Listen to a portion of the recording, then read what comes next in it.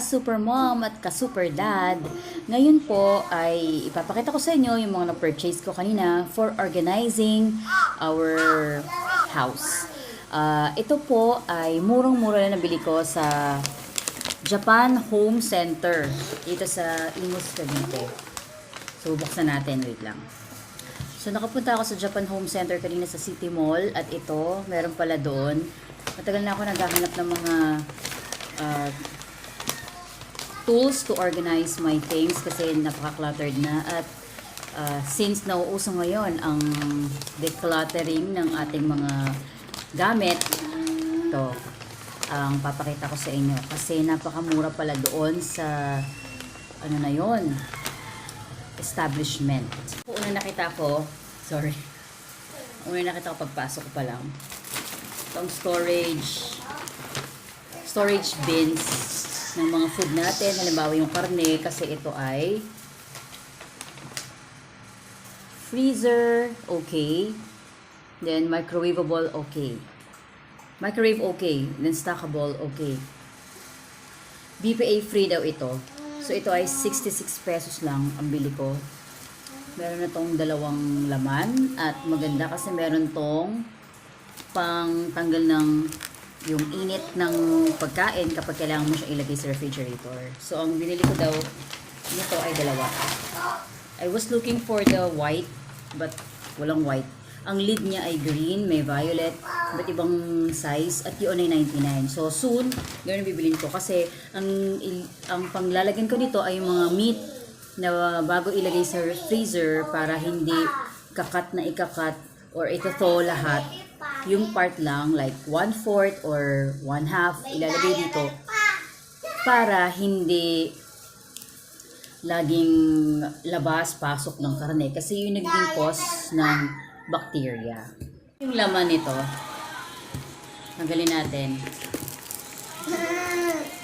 Pagkakita ko lang sa inyo. So, sabi doon, kung may defect, pwedeng palitan. Basta yung receipt ay nandito. So, ito ay 66 pesos. Yes, it's 66 pesos. Diba? Uy! 3 pala. Galing. Buti na lang. Hindi ako bumili ng isa pa. Akala ko talaga dalawa lang. So, ganito to.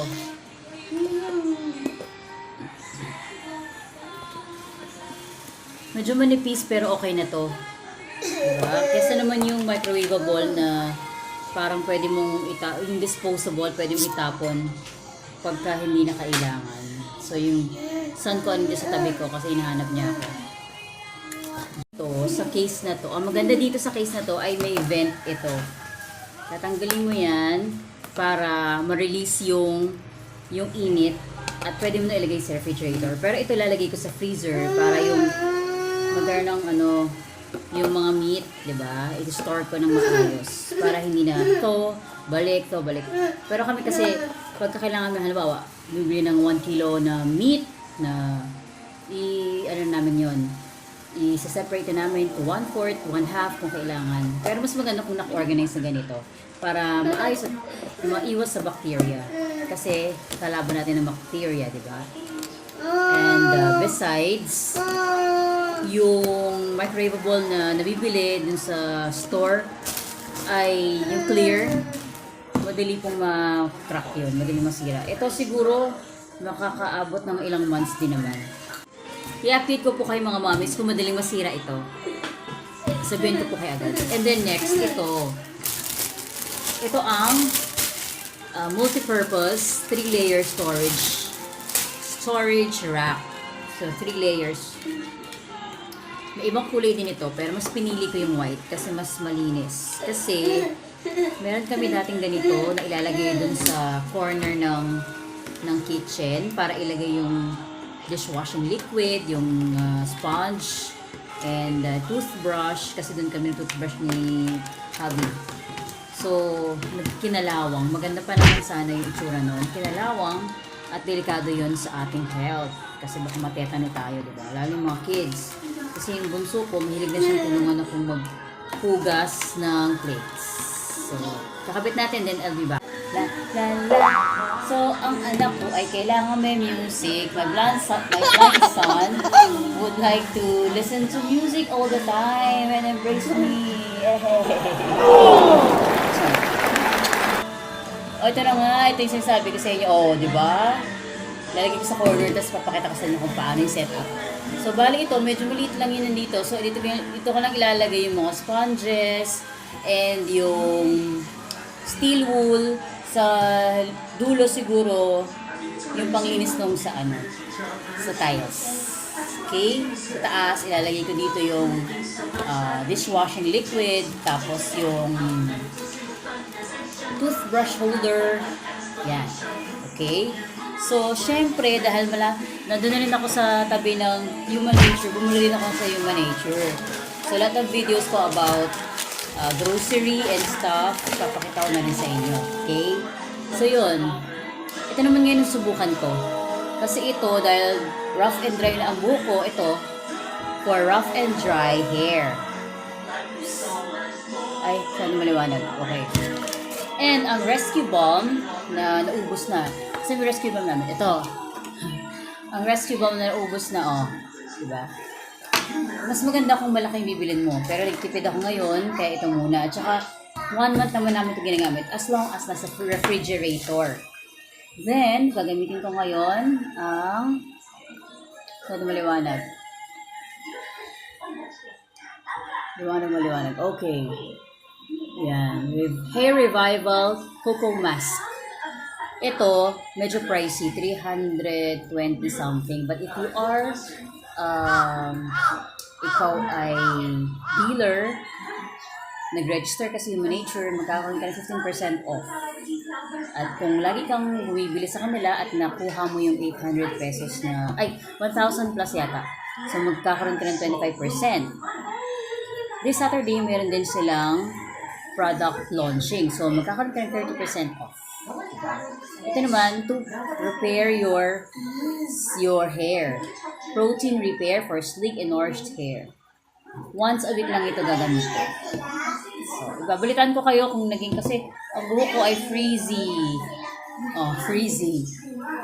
Hindi pa ako nakapagpa-ayos ng buhok, pero ang hair ko ngayon ay frizzy. Ibabalitan ko kayo kung may improvement ba. So, here you go. Diba? Ito, area na to, bibili pa ako ng lagayan yan. Ito, hanap tayo ng kakulay. Diba? Maganda tignan. White.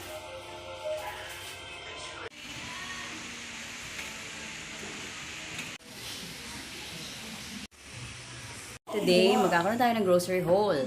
Papakita ko sa inyo yung mga napamili ko kanina. So, sa mga hindi pa nakapag-subscribe, please subscribe to my channel and please click the notification bell para lagi kayong notified. So, let's start.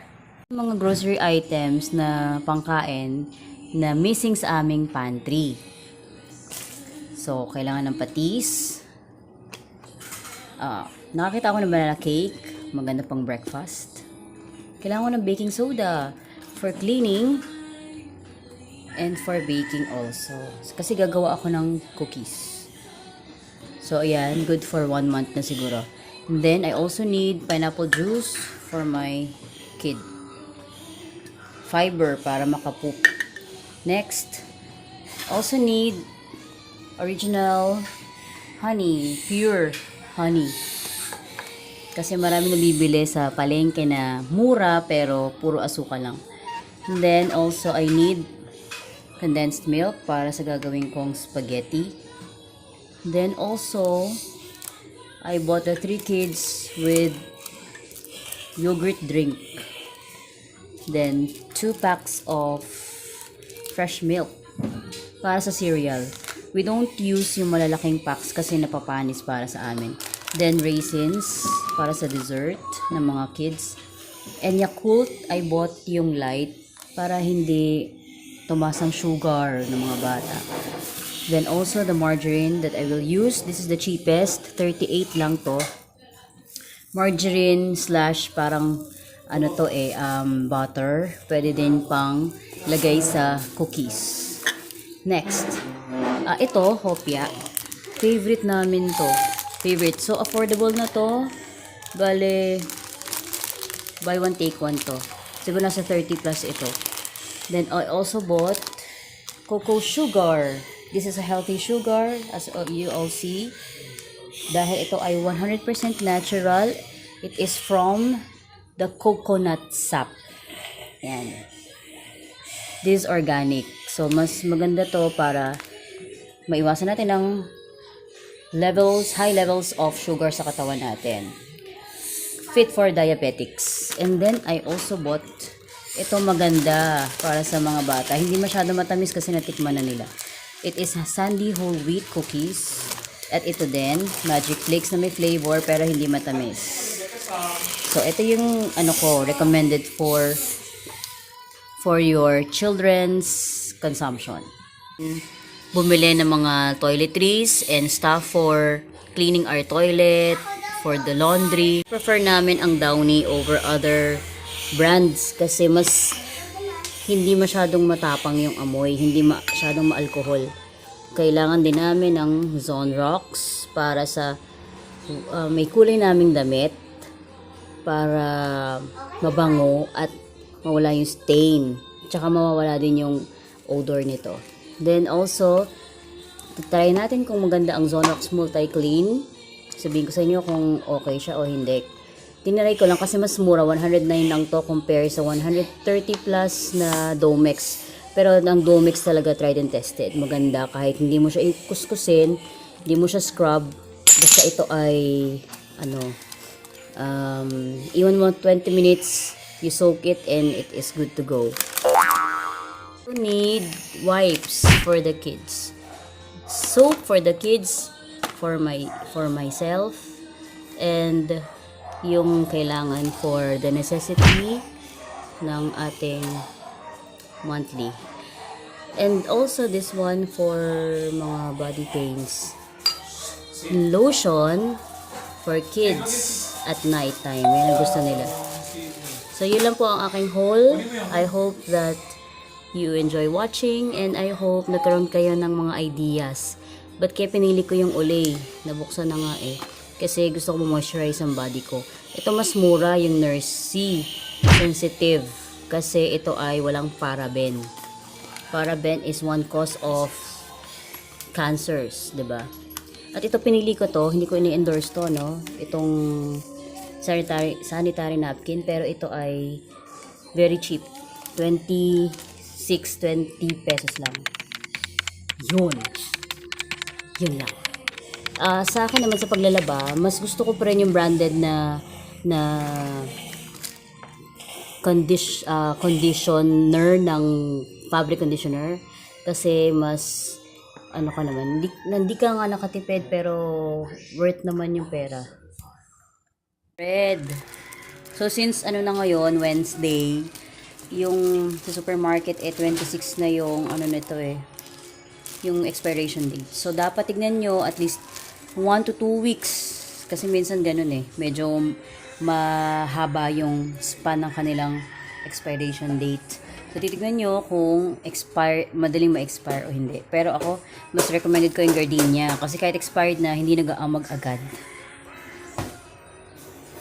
Itong hand soap, talaga meron kaming hand soap sa bahay para pag nagugas ng kamay yung mga bata sa sink, yun. So ito promo na 2 for 119. Yung iba doon, yung may brands talaga, katulad ng Safeguard, ng ano pa ba yung isa doon. Basta may brands, meron ding mahal din. Siguro nasa 179 yung maliit na ml ito. Ito 500 ml na for 2 na. May pink, pero mas gusto ko yung scent ng green apple. Guys, I hope that you enjoy watching and I hope whatever po ang mga tips ko sa inyo sana makatulong. Bye! Yan.